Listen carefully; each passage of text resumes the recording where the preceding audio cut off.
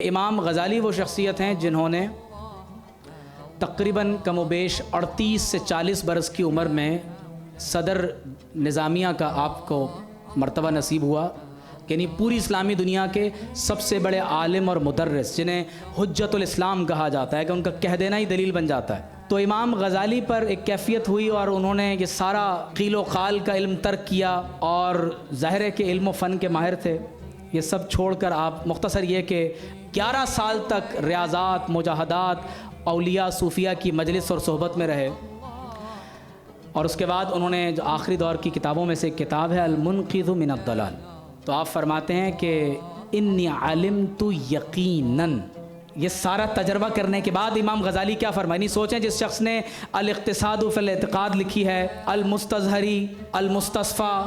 شرح الاسماء الحسنی، اتنی بڑی بڑی یعنی کلام اور اصول فقہ اور یعنی تصوف پر اتنی بڑی بڑی کتابیں لکھنے کے بعد، جنہوں نے مقاصد الفلاسفہ، تحافظ الفلاسفہ، یعنی اتنے بڑے بڑے کام کیے ہوں، تو وہ کیا کہہ رہے ہیں؟ کہتے ہیں انی علمت یقیناً، کہتے ہیں میں نے یقینی طور پر اس بات کو جان لیا ہے، ان الصوفیۃ ہم السالکون لطریق اللہ تعالی خاصۃ، کہ اگر اللہ تعالیٰ کے رستے پر چلنے والے کوئی خاص الخاص لوگ ہیں تو وہ اللہ کے ولی ہیں۔ وہ کون ہیں؟ وہ صوفیہ ہیں، وہ اللہ کے ولی ہیں۔ فرماتے ہیں وَأَنَّ سِيرَتَهُمْ أَحْسَنُ السِّيَرِ، کہتے ہیں کہ اولیاء اور صوفیہ کا کردار سب سے خوبصورت ہوتا ہے، وَطَرِيقَهُمْ أَصْوَبُ الطُّرُقِ، ان کا راستہ سب سے درست اور صحیح ہوتا ہے، وَأَخْلَاقُهُمْ أَزْكَى الْأَخْلَاقِ، ان کے اخلاق سب سے زیادہ پاکیزہ ہیں۔ پھر فرماتے ہیں کہ بل،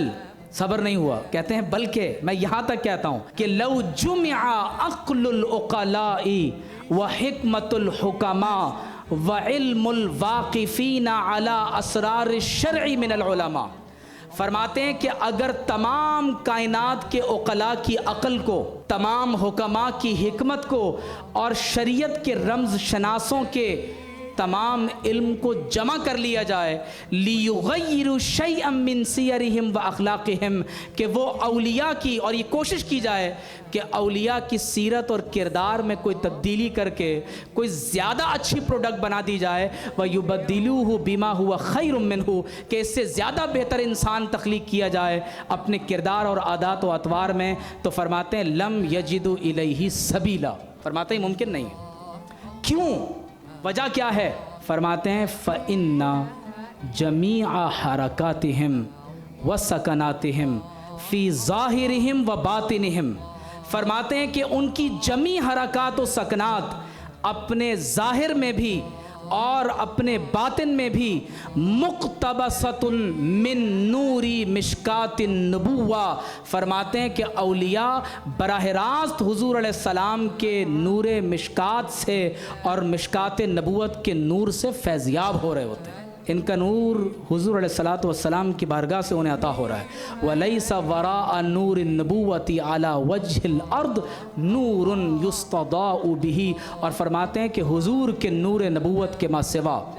اس کائنات میں تمہیں کہیں ایسی ہدایت کا نور نہیں ملے گا کہ جس سے تم اپنے قلب و ذہن کو منور کر سکو۔ اللہ